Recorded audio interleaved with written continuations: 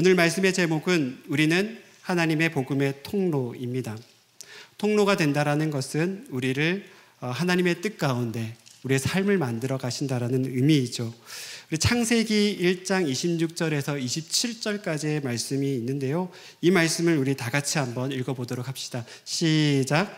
하나님이 이르시되 우리의 형상을 따라 우리의 모양대로 우리가 사람을 만들고 그들로 바다의 물고기와 하늘의 새와 가축과 온 땅과 땅에 기는 모든 것을 다스리게 하자 하시고 하나님이 자기의 형상 곧 하나님의 형상대로 사람을 창조하시되 남자와 여자를 창조하시고.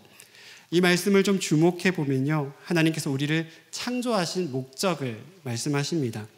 하나님께서는 사람들을 하나님의 형상으로 만드셨을 때 이 창조 세계를 다스리게 하시기 위해서 만드셨다고 말합니다. 물론 여기서 다스리다라는 것은요, 피조세계 위에 군림한다라는 것을 의미하는 것은 아닙니다.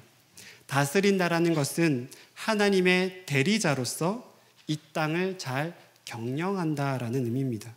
그래서 아담이 한 일 중에 하나가 바로 이름을 붙이는 것이었죠. 창조 세계 안에 이름을 붙여서 의미를 부여하는 것입니다.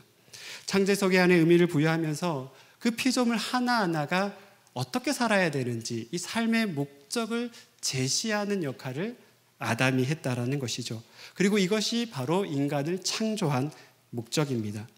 하나님께서는 이처럼 우리를 복이 흘러가는 통로로 세우셨습니다. 우리가 통로가 돼서 이 창조 세계가 더 풍성해지기를 원하셨던 것이죠. 이것이 바로 저와 여러분들에게 주신 하나님의 능력입니다. 이런 사람의 능력은 이 피조 세계 가운데 계속 흘러가고요, 동식물에게도 흘러갑니다. 그리고 이것이 아주 큰 복이 되는 것이죠. 사람이 피조 세계를 다스리기 때문에요, 동물은 훨씬 더 자유롭고 평화롭게 어울려 살 수 있었고 또 식물들도 풍성한 열매를 맺을 수 있었습니다. 물론 이것은 죄로 인해서 파괴가 돼서 지금은 그렇지는 않습니다. 분명한 것은 하나님의 형상을 닮은 우리가 원래 창조의 목적은 이렇게 피조 세계를, 창조 세계를 아주 풍성하게 하는 데 목적이 있다라는 겁니다. 그래서 우리는요, 그걸 위해서 하나님과 소통하고요, 또 하나님의 뜻을 깨닫는 그런 어떤 존재로 우리를 만드신 것이죠. 그리고 그 뜻을 이 땅에 흘려보내는 그런 존재로 만드셨습니다. 그래서 사람을 통해서 창조 세계는 하나님이 주시는 그 기쁨이 가득했습니다. 기쁨이라는 것은 하나님 안에 참된 의미를 발견하는 것이죠. 그래 지금도 하나님의 형상을 닮은 사람들이 모이면요, 하나님께서 주시는 그 기쁨이 넘쳐납니다. 우리가 서로 모였을 때 기쁨이 넘치잖아요. 단순히 서로 모였다고 해서 기쁜 건 아니죠. 이것이 유대감과 친밀감 때문만 그런 건 아닙니다. 우리가 서로가 하나님의 형상이기 때문에 우리 안에 하나님의 주신 그 의미들을 발견하게 되고 또 그 안에서 기쁨을 누리게 되는 겁니다. 어제 저희가 리더십 블레싱을 했는데요, 리더들을 보면서 참 보고 있는 것만으로도 너무 사랑스럽더라고요. 여러분, 왜 그럴까요? 리더들 안에 하나님의 형상이 있기 때문입니다. 리더들이 예수님을 사랑하는 모습을 보면서 제 마음에 참 많은 위로를 받았는데요, 이 위로가 인간적인 위로가 아니라는 것을 느낍니다. 정말 하나님께서 주시는 마음이고요, 그리고 그들 안에 있는 하나님의 형상을 보면서 정말 우리 안에 진정한 기쁨이 이거구나 라는 것을 느끼는 것이죠. 그것이 바로 우리를 향한 하나님의 목적입니다. 분명한 것은 우리를 통해서 하나님의 축복이 흘러간다라는 겁니다. 하나님께서 창조한 그 거룩한 은혜가 이 창조 세계 안에 흘러가는데 그 중심에 바로 우리가 있는 것이죠.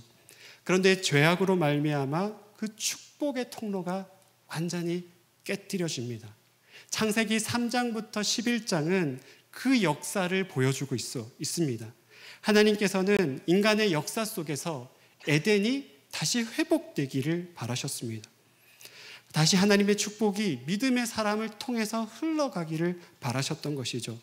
그런데 사람이 모인 곳에 이 축복이 아니라 죄악이 가득 넘쳐나기 시작합니다. 창조 때는 사람들이 모여있던 것들이 축복이었는데요, 기쁨의 충만이었는데요, 그런데 이 죄를 짓고 나서부터는 모든 것이 인간이 모이는 곳이 파괴되는 그런 일들이 우리 안에 일어납니다. 창세기 3장부터 11장은 그 역사의 반복이라고 할 수 있죠. 하나님은 그 시점에서 우리를 또 인류를 포기할 수 있습니다. 그런데 하나님께서 완전히 패러다임 시프트를 하는데요. 그게 바로 오늘 본문입니다. 지금까지는 사람들의 행위를 보고 판단했습니다. 인간들이 하나님 앞에 돌아와서 회개하기를 기다리셨습니다. 그리고 그들이 돌아오지 않았을 때 하나님은 그들을 관건적으로 붙잡고 끌고 가지는 않았습니다. 그래서 복음이 전달되고 계승되지는 않았죠. 근데 오늘 본문에 보면요, 하나님께서는 정말 일방적인 언약을 하십니다. 아브라함에게 묻지도 않고요, 그냥 강권적으로 약속을 하십니다. 이것은 하나님께서 우리를 하나님의 사람으로 만드시겠다라는 스스로의 결단을 오늘 본문을 통해서 하고 있는 것이죠. 하나님께서는 아브라함에게 창세기 12장 2절에 이렇게 말씀합니다. 내가 너로 큰 민족을 이루고 내게 복을 주어 내 이름을 창대하게 하리니 너는 복이 될지라. 여기서 첫 번째로 주목해 봐야 할 것은요, 큰 민족이 된다든지 아니면 내 이름이 창대하게 된다든지 이 약속이 아닙니다. 물론 이 약속도 중요한데요, 더 중요한 것은 바로 뒷구절입니다. 뒷구절에 뭐라고 말씀하냐면 너는 복이 될지라라고 말합니다. 하나님께서는 아브라함에게 너의 존재 자체가 복이라고 말씀하고 있는 것이죠. 오늘 본문의 성경 전체를 봐더라도 아주 특별한 본문입니다. 왜냐하면 보통 축복한다라는 것은 복을 기원하는 것이죠. 사람이 복 자체일 수는 없습니다. 복을 빌고 복을 받는 대상일 수는 있지만 복 자체라고 말하는 것은 상식적으로 좀 이해가 안 되죠. 저도 사실 이 본문을 좀 보면서 너무 이해가 안 돼서 히브리어로 이 복이라는 이 명사를 쓰는데 이 명사로 쓰인 말씀들을 한번 다 찾아봤습니다. 그런데 내가 복 자체가 된다라고 말하는 본문은 오늘 본문밖에 없더라고요. 그만큼 오늘 본문은 사실 중요한 이 사건을 말씀하고 있는 겁니다. 창세기 12장 전에는 창세기 12장 전에도 하나님이 부르시는 사람은 있었습니다. 대표적인 사람이 노아였죠. 그런데 노아의 인생에서 가장 중요한 것은 개인의 성장이 아니었습니다. 하나님께서 주시는 그 과업을 잘 성취하는 것이었죠. 그런 의미에서 하나님의 과업을 잘 성취한 노아는 정말로 훌륭한 사람입니다. 하지만 아브라함에게 있어서 과업이 1순위가 아니었습니다. 큰 민족을 이루고 이름을 창대하게 하는 것이 목적이 아니었습니다. 만약 그것이 목적이었다면 아브라함은 실패한 인생입니다. 아브라함은 살아있을 동안에 큰 민족을 이룬 적도 없고요, 이름을 널리 알린 적도 없습니다. 하나님께 인정받은 아들이라고는 이삭 하나뿐이 없었습니다.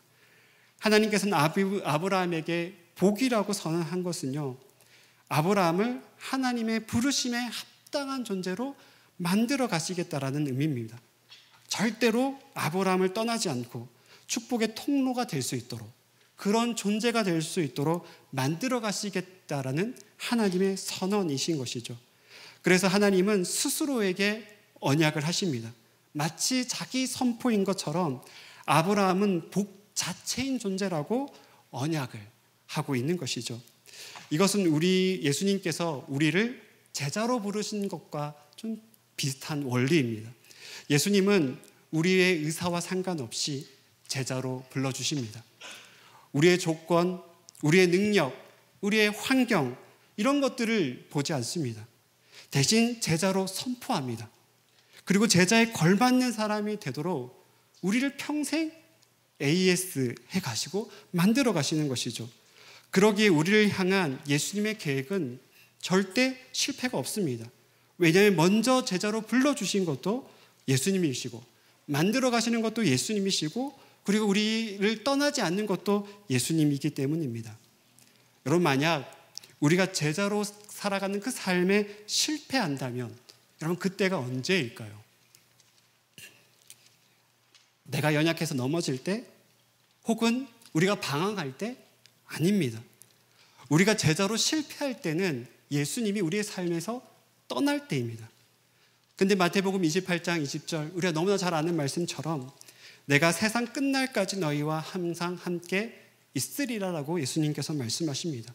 절대 떠나지 않겠다고 말씀합니다.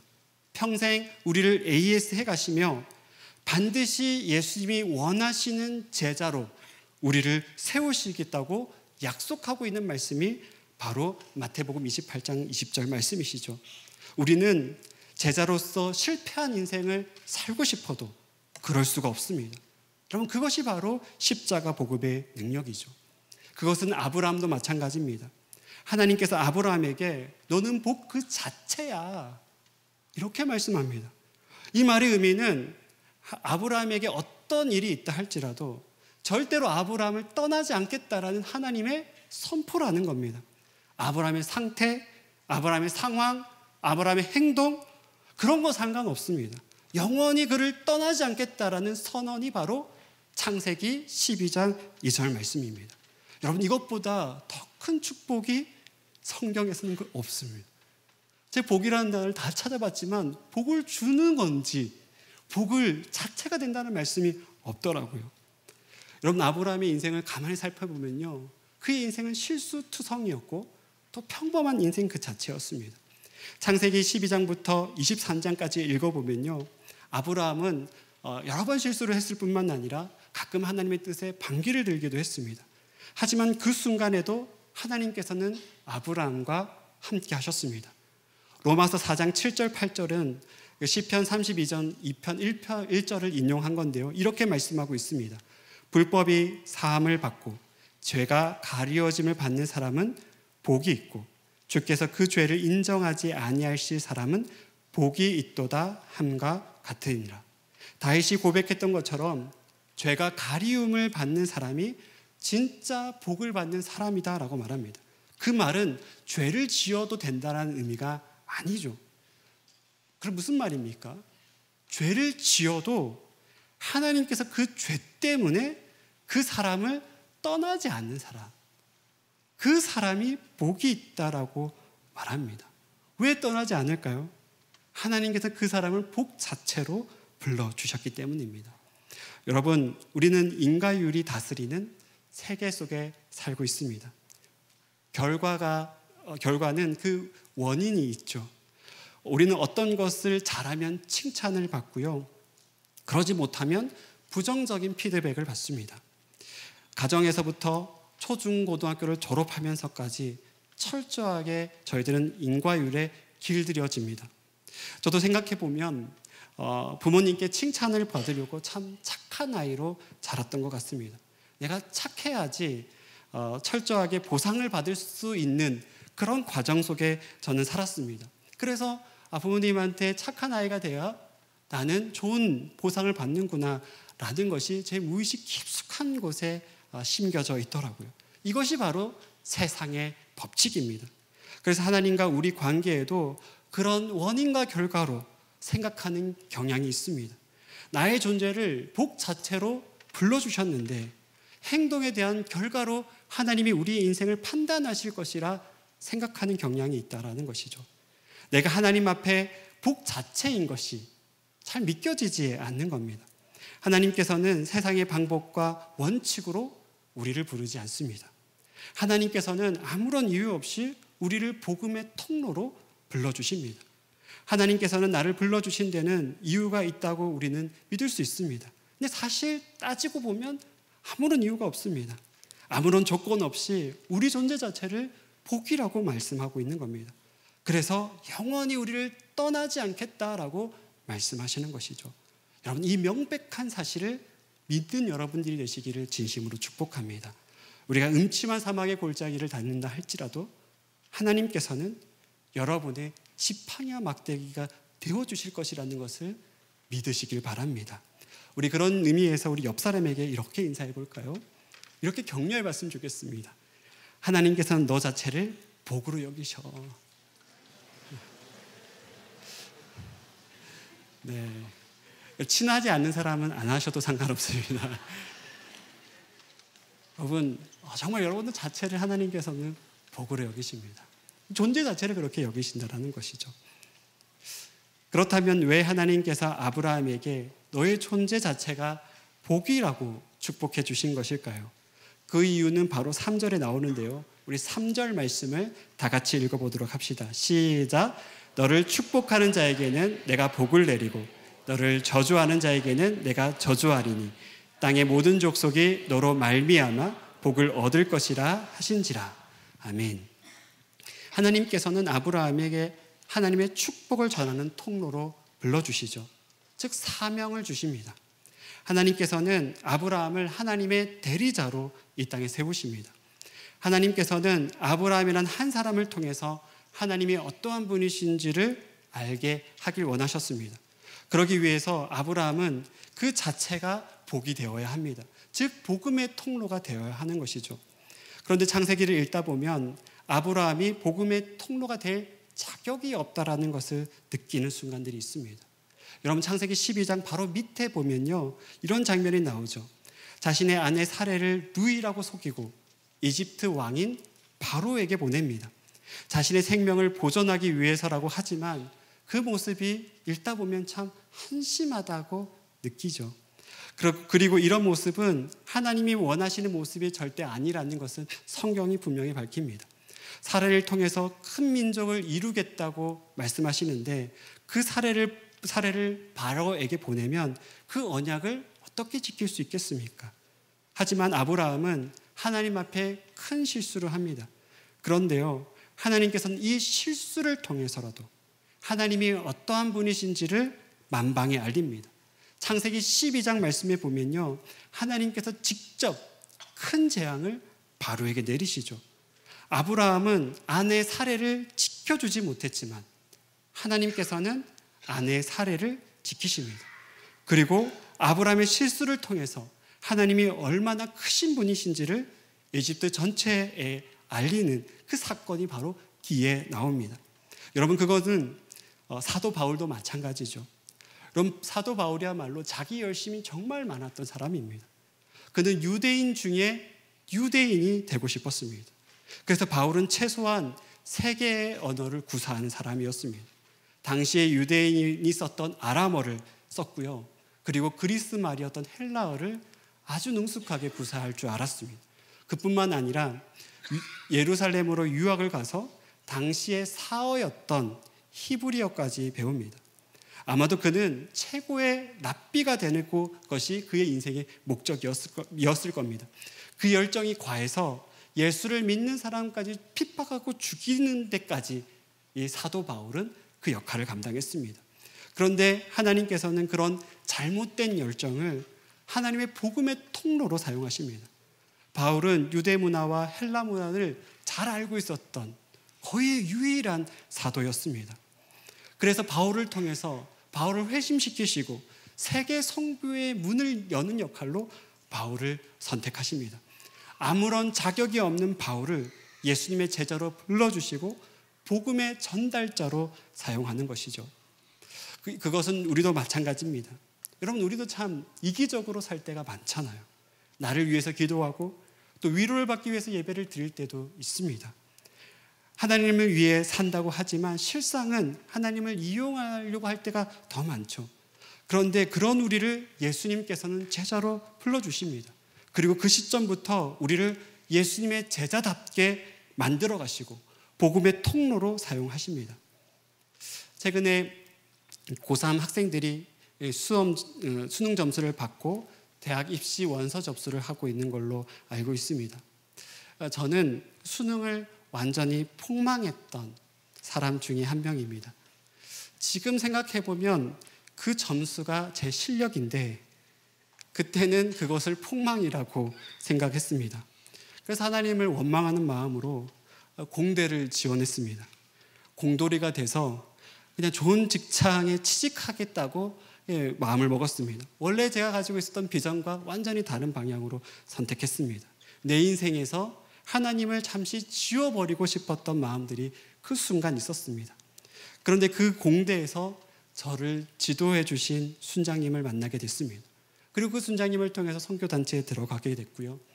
제 20대를 보면요, 선교단체에서 훈련받았던 시간이 거의 전부가 됐습니다. 그리고 그때 선교의 꿈을 꿨고 하나님의 비전이 나의 비전이 되는 것을 경험했습니다. 만약 제가 원하는 그 인생대로 이루어졌다면 저는 아마 하나님을 위해서 살아가지 않았을 겁니다. 그 선교적인 삶 이런 거는 꿈도 꾸지 못했을 겁니다. 그런데 저의 이기적이고 연약한 마음을 통해서 하나님의 비전이 무엇인지를 보여주는 겁니다.